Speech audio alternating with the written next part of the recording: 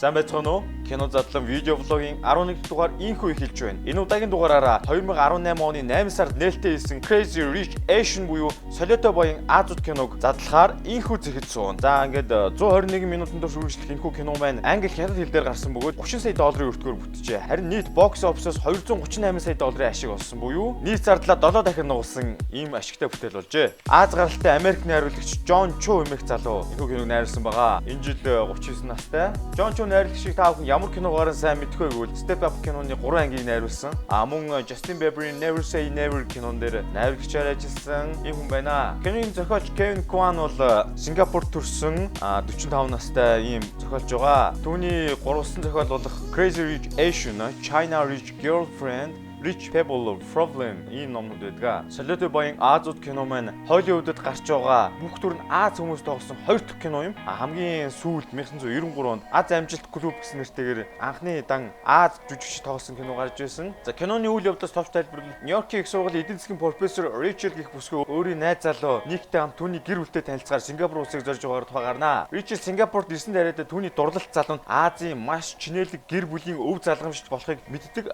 Мөн тус улсын бараг бүх эмэгтэйчүүд нийгтэй гэрлэх хүсдэг болохыг олж мэддэг. Жишээл маш олон гинтийн зүйлтэй нүүр тулах байгаа. Тэр дундаас хамгийн их гайхшруулсан Никийн ээж Eleanor ах болно. За тэгээд цааш Никийн гэр бүлтэй хэрхэн уулзраа олох гэж байгаа талаар та бүхэн энэ киноноос дэлгэрэнгүй харж болно. 2013 онд ном болон хэвлэгдэж байсан зохиолч Kevin Kwan-ы энэхүү бүтээлийг Warner Bros компани бүрэн хэмжээний кино зохиол болгохоор эрхийг нь худалдаж авсан байгаа. Зохиолд бол Азийн дээд зэндааны тэр дундаа Хятадын асар баян гэр бүлийн талаар гардаг ийм зохиол байсан. Энэ кино маань Азийн соёл тэр дундаа сэхэтэн дээд зэндааны хүмүүсийн соёлын ялгааг гэх мэт олон үзлэлүүдийг харуулна. Уг зохиолд нь зохиолчийн бага насны дурсамж дээр хэсэгчлэн суурилж бичигдсэн үйл явдал байдаг. Crazy Rich Asian ном маань хэвлэгдэн гарсныхаа дараа бестселлер болж New York Times, Boston Globe нөлөө бүхий хэвлэлүүдээс маш өндөр үнэлгээ авч ирсэн. Ингэснээр яхахгүй кино компаниудын анхаарлыг татсан. За тэгээд Warner Bros кино компани зохиолыг нь худалдаж авсан байгаа. Кино маань нээлттэй хийсэн эхний 5 хоногийн дотор 35 сая $50 олсон буюу хийсэн зардлаа маш хурдан өгсөн юм. Холливуудын зах зээл тийм өөр өнгөс дутагдж байгаа энэ үед Энэхүү кино маань хамгийн зөв цагтаа нээлттэй хийсэн гэж ер нь хүмүүс ярьж байсан. Магадгүй өөр цаг үед киногоо нээсэн бол бас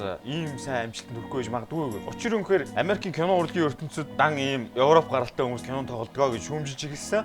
Тиймээс бүгдээ Аз гаралтай жүжигчдээс бүрдсэн Холливуудын төсөл нь арьс өнгөө, гарал үүсэлтэй холбоотой эсэл байдал яригдж байгаа үед нээлттэй хийснээр тухайн уур амьсгалыг өөрчлөх тийм салхи орж байна гэж кино шүүмжлэгчдэж ярьж байсан. Ер нь бол кино хийхдгийн өмнө киноны гол дүрийн жүжигчдийг Европ гаралтай жүжигчдээр солих хүсэл хит удаа тавигдсан ч киноны продюсерууд огт зөвшөөрөөгүй гэж ярьж байсан. Жүжигчдийн багийн бас нэг онцлогтой зүйл гэвэл киноны гол дүрийн эрэгтэй жүжигчний ээж Eleanor-ийн найзуудын дүрд Төмөр Баатарын инх туглаг гэдэг Монгол төсвийг тоглосон байгаа. Кинон дээр нэг 30-40 секунд л гараад үргэлжлэнэ. Яг киноны нэрнээс бол ингээд солиотой боён Азууд гэж дээдсээ хүрээлэнгийн талаар өгүүлдэг гэж гарч байгаа боловч киноны зохиолчийн хэлж байгаагаар бол Азууд зөвхөн тоо бодож шаргуу ажиллаж байдаг ядуу хүмүүс гэсэн хэвшүүл ойлголтыг эвдхийг хүссэн гэж ярьслага өгсөн байдаг. За зохиолч Kevin Kwan бол өөрийн энэ бичсэн номоо кино компани болон продюсерүүд маш хямдхан баг $1-2 зарсан гэж хэлсэн. За яагаад ингэж хямдхан зарсан бэ гэхээр тэрээр кинонда тэгш эрэхтэйгээр гар бие оролцох боломжийг олж авахын тулд ийм бага үнээр зарсан гэж байсан. Кино зохиолч маань жүжигчдийн сонголт, зураг авалт гээд нэлээд олон зүйл дээр өөрийн саналаа илэрхийлж оролцож байсан бөгөөд киноны продюсерүүд мөнгөөр бүхнийг шийдэж зохиолыг нь сүрүүлэхийг хүсээгүй гэж ярьж байсан. Холливуудын сүүлийн 25 жилийн хугацаанд анх удаа дан Аз жүжигчдээр тоглосон кино маань гол дүр болон туслах дүр нийлээд дад гаруй жүжигчд дүрвтэйсэн. За ингээд цаашид дахин 2 анги шинээр нэмж гарна. Та хүн түрүүн хэлжсэн зохиолчийн маань ном маань ийм 3сан зохиол байгаа. Тэгээд энэ ном болгоныхоо нэрээр дахин 2 анги гарнаа. 2 дугаар ангийн зураг авалт 2020 оноос нааш хийгдэхгүй. Учир нь киноны найруулагч маань яг дундуур нь өөр киноны зураг авалттай байгаа. Ирээдүйд гарах 2 анги маань хоёулаа зэрэг зураг авалт нь хийгдэн гэжсэн. Хоорондын удаан зайгүй дараалаад гарах байхаа. Crazy Rich Asian-ы дараагийн бит болох China Rich Girlfriend номд бол гол дүрийн бүсгүй Rachel өөрийн төрсөн эцгээ хайж байгаагаар үйл явдал өрнөдөг. Rich People Problems нэртэй сүүлчийн номд нь гол дүрийн залуу Nicholas Young-ийн эмээгийн бие мууцнаар түүний өв хөрөнгийн гэр бүлийн гишүүд нь улаацалдаж байгаагаараа номдоо гардаг. Киноны зураг авалтан дээр энэ бол баг зэрэг өргөж магадгүйсэ. За киноны гол дүрийн жүжигчин Henry Golding бол 1987 онд төрсэн. За энэ жил 32 настай Малайз гаралтай эм жүжигчин байгаа. Энэ кино маань түүний тоглосон хамгийн анхны кино бөгөөд мэргэжлийн жүжигчдээс илүүтэй дүр бүтээж чадсан гэж Холливуудын маш ихээр үнэлж байгаа. Холливуудын сайхан залуусыг бүгд ийм шаргал үстэй, цэгэр нүдтэй хүмүүсээр төсөөлж өссөн бол энэхүү кинонд тэр тусмаа малайз хүн Холливуудыг байлдан дагуулж бас олон охид бүсгүүчүүдийн харааг булаасаа. За жүжигчин Henry Golding бол малайзын бетон төрсөн. За түүний эцэг нь бол англи хүн байсан. Харин ээж нь малайз хүн. Henry маань ингээд Малайзд 8 нас хүртэл амьдарч байгаа Лондон руу гэр бүлээрээ нүүгээд тэнд дунд сургуулаа төгссөний дараагаар нэгэн салаанд 2 жил үсчнээр ажилласан. За ингээд буцаж 21 настай Малайзд хурж ирээд телевизийн салбарт ийм аялын нэвтрүүлэг хөтлөж эхэлсэн. За ингэж явсаар 2017 оны 3 дугаар сард Henry маань солиотой баян Азууд киноныхаа эрэгтэй дүрийн сонгон шалгаруулалтанд орсон. За Henryтэй найруулагч яаж уулзсан бэ гэхээр найруулагч Жовчогийн нягтлал нь ингээд Henryг таньдаг байсан гэж байгаа. Найруулагч Instagram хуудсыг үзүүлсэн. Киноны гол дүр урлах Николас Янгийн дүрд яг л тохирох залуу байна гэж түүнийг ятгасаар байгаад кинонд тоглуулсан. За энэхүү Henry маань солиотой баян Аз кинонд тоглосноор түүний карьер маш хурдтай өсөж цаашлаад олон кинонд тоглох саналууд ирсэн байгаа. Кинон дээр гардаг Николас Янгийн сүйт бүсгүй болох Richland дүр тоглосон жүжигчин бол Констант Ву гээд 50 гаралтай Америк жүжигчин тоглосон байгаа. За тэрээр 1982 онд төрсэн буюу энэ жил 37 настай Henry-гээс нэлээд хэдийгч ийм бүсгүй байна. Олонний танил болсон бүтээлүүд гэвэл нэг тийм төдийлөн нийтлэг бус голцоохон ийм богино хэмжээний кинонууд тоглож ирсэн ийм бүсгүй байгаа. Гол дүрийн хоёр жүжигчин маань ерөнхийдөө залуу өрн бүтээлчд төдийлөн олон танигдаагүй байсан. Харин Аз гаралтай алдартай жүжигчдээс бол Гейшагийн дурсамж кинонд тоглодог Мишель Йо, нөгөөх нь Hangover кинонд тоглож ирсэн Ken Jeong хоёр л бол киногийн жүжигч дундаас хамгийн алдартай хоёр нээсэн. За дан Аз жүжигчид тоглосон юм чинь бүгдээрээ англи хэл дээр маш сайн бэлдсэн байна гэж харж ирсэн. Гэхдээ яг ингээд жүжигчдийн history түүхийг судлаад үзтвэл ихэнх нь Аз төрөөгүй гарал үүсэл нь Аз одооч ерөнхийдөө Америк англи төрсөн унган англи хэлтэй ийм хүмүүс байсан. Яг кино яагаад ингэж үзэгчдийн сонирхлыг татаж амжилттай зах зээл ялцсан бэ гэхээр нэг тэр чигээр орчин солигдлоо гэж харж байна. Шинэ жүжигчид бас уур амьсгал өөр кино зурвал гардаг тийм Америкийн тогтсон баячуудын хороолол гараагүй оронд нь Сингапурын шал өөр дүр зураг гарч ирсэн. Киноны үзэгдэл дээр Холливуудын кинонд тэр болон гараад идэггүй арай өөр өнгө айсуудыг шингээсэн. Ихэнх Холливуудын кинон дээр бол гол дүрийн эмэгтэй жүжигчд бол ингээд ямар нэгэн байдлаар эрэгтэйгээрээ хамгаалуулж нэг бол бэртэж гэмтэж юм сул дорой байдлыг гаргадаг байсан. Харин энэ кинонд эсэргээрээ гол дүрийн бүсгүүчдүүд асар хүчрхэг гэр бүлээ авч явж байгаа талаар гардаг. За дэлгэрүүлж ярбал энэхүү кинон дээр бол өнөө цагийн бүсгүй хүн бол ер нь мөнгөтэй хөрөнгөтэй эсвэл ядуу байхын түүнд бол огт хамаа байхгүй. Харин өөрөө өөртөө хайртай, өөрийн гэсэн дуртай ажилтай, маш ухаалаг дайчин байдаг нь түүний өөрийнх нь маш хүчтэй зэвсэг болж харагдгаа гэсэн ийм үзэл сурталыг бас харуулж байгаа. Үзэхэд их ийм хөнгөн нийттэй сайн кино болсон байна. 2016 онд Warner Bros компани маань студиудтэй өрсөлдөн байж энэ киноны эрхийг авсан. Тэгсэн чинь харин хажуугаар нь Netflix тэдэнд өөрийнхөө дэд бүтцээр киног түгээхийг хүссэн. Хариуд нь тэд нар ямар нэгэн шаардлага тавихгүй бөгөөд 2 ба 3 дугаар ангийн санхүүжилтэнд нь туслая хэмээн санал тавьсан. Киноны жүжигч найруулагч бас мөн өндөр цалингуудыг амлаж ирсэн. Гисэн хэдиж киноны зохиолч, найруулагч хоёр жүжигчдийгээ кино театрт том дэлгэцээр гаргаж дэлхийн нийтэд алдаршуулж таниулахыг илүүд үтсэн. За энэ ч зөв стратеги болсон. Холливуудын ихэнх кино бол супер баатруудтай мөн тусгай эффектээр зодсон кино байхад энэ бол тийм сайхан хөнгөн кино болсон. За энэ кинонд ашигласан энэ алтдмал загвартай ордон бол Малайзийн хааны хуучин ордон дотор зураг авалтыг хийсэн байгаа. За киноны саундтрак буюу дуун дээр энэ хормын хэсэгт анх YouTube cover дугаар алдартай болж гарч ирсэн Kiana Grannis-ийн Can't Help Falling in Love гэдэг дуу маш гайхамшигтайгаар дуулж оруулсан байдаг. Хормын зэрэг авалтын хэсэг маш гайхамшигтай зогцож хийсэн байдаг. River Flows гэхэд ингээд шалаар нь ус урсж орж ирээд киноны гоё хэсэгчтэй эсүүдийн нэг байсан. Хадам ээжийн дүр тоглодог Мишель Ютай хамт зогсож байгаа энэ цагаан устай эмээгийн дүр тоглодог жүжигчин бол Lisa Yu гэдэг юм хятадд маш алдартай жүжигчин байгаа. Энэ жил 91 настай. Хуучны кинонд гол дүр бүтээжсэн тийм хятад дотор бол алдартай жүжигчин байгаа. За киноны гол дүр Rachel маань коллежид хамт сурж ирсэн найзында жочлон ирж байгаа дүрсийн хэсгээс харж байна. За энэ дээр яг энэ хэсгээр жүжигчин Ken Jeong бол нэлээд тод томрон гардаг. Дөнгөж юмараа гайхуулж байгаа Сингапурын шинэ баячуулын дүрхийг энэ дээр гаргадаг. За та бүхэн яг киноны эхлэл хэсгийг харж байна. 1995 онд Лондон жочид буудлын очиод буухсан чинь буудлынх нь Аз хүмүүс хэмээн ялгарлан гадуурхсанд шууд газар дээр нь тэр буудлыг эзнээс нь худалдаж аваад тухайн жочид буудал бууж байгаагаар энэ кино эхэлдэг. Эхлэл хэсгийн дүрснээс та бүхэн харж байна. Eleanor, I've just got off the phone with your husband. I am selling the hotel to my dear friends, the young family of Singapore. Meet the new lady of the house, Eleanor Young. join me for a toast? We'd be delighted.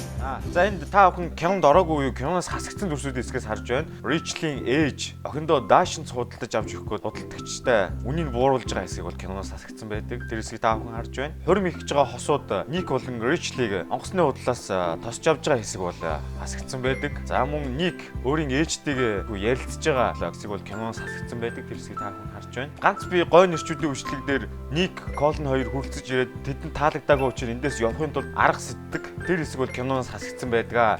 Ямар арга сэтсэн бэ гэхээр Никийн үеэл Колинг биеийг өвдсөн болгож энэ түргэн тусламжийн нэстэг тэргээр авч явж байгаагаар харуулсан байдаг. Энэ хамт ирсэн залуучуудыг яаж мөрсөн аргыг энэ киноноос хассан байдаг. Тэр хэсгийг та бүхэн харж байна. Чарли Астридтэй бүжгэлдэг хэсэг бол киноноос хасагдсан байдаг. Никийн эгч Астрид хөртөөгөө муудалцаад хурим дээр ганцаар ярьдаг. Түүнийг инхүү гонхилж байхад Чарли Ву ирж хамтдаа бүжгэлдэг. Кинон дээр Чарли Ву гэж гардаг. Үе жинхэнэ нэр нь Харри Шум гэдэг жүжигчнийг та бүхэн харж байна. Чарлигийн дүр тоглодог жүжигчин Харри Шумыг бол та бүхэн Step Up киногоор сайн мэдж байгаа. Бас мөн Fox телевизээр алдар musical Glee зураг дээр тоглодгоор нь та бүхэн сайн мэд. За та бүхэн киноны дүрснээс харж байна. Хатмих руугаа өөрийн коллежийн найзаараа ингээд машинаар нь хөрвүүлж байгаа хэсгийг харж байна. Коллежийн найз буюу Пеклиний дүр тоглодог жүжигчнийг харж байна. За энэ үсэндээ бол парик зүүсэн байгаа. Яг кинон дээр харах юм бол ингээд тасралтгүй жолоогоо ярихгүй хажуу тишээ тэр 200 сая доллар үнэтэй байшингийг харсаар л яваад байдаг. За яг өөрийн ирэхгүй энэ машинаар очиод юм өргөчгүүдэй гэж айдаг. Гэтэ үний ирэг дээр бол энэ машин бариа явж байгаа хэсэг бол машинаар яваагүй.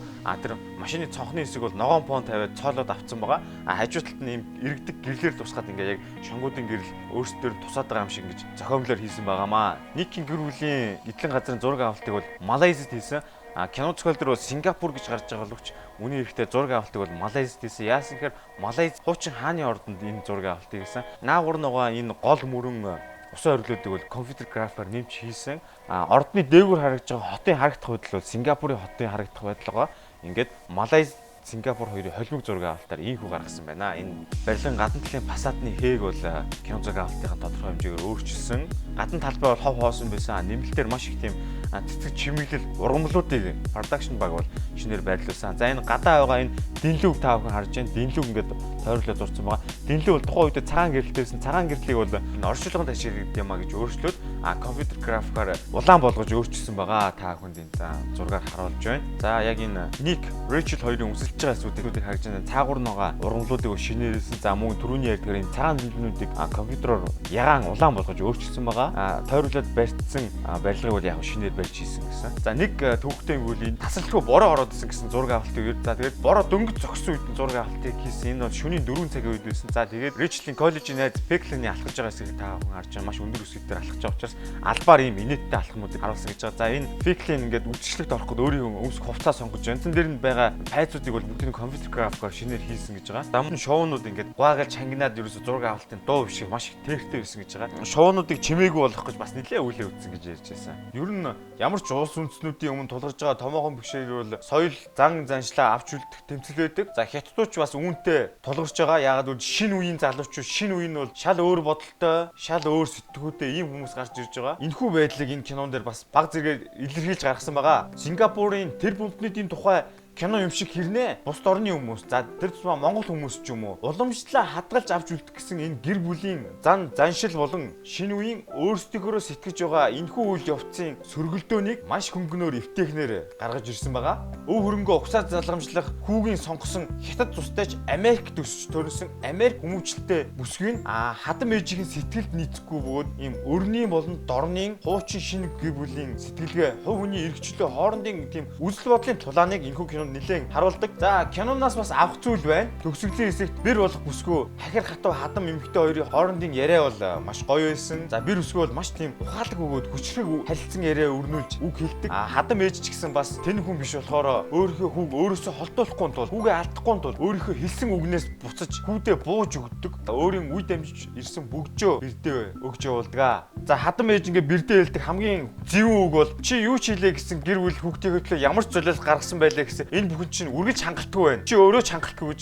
хэлдэг. За хадам ээж нь бас анх айлд ирж байгаад бас энэ үгийг сонсч ирсэн гэсэн үг. Энэ зууны блокбастер болох Солиотой баян Азууд киног та бүхэн танилцууллаа. 2020 оноос энэхүү дараагийн 2 болон 3 дугаар ангиуд гарч эхэлнэ. За ингээд дараагийн 7 хоногт уулзлаа. Түр баяртай. Кино задлан видео влог энэ түрээд өндөрлж байна.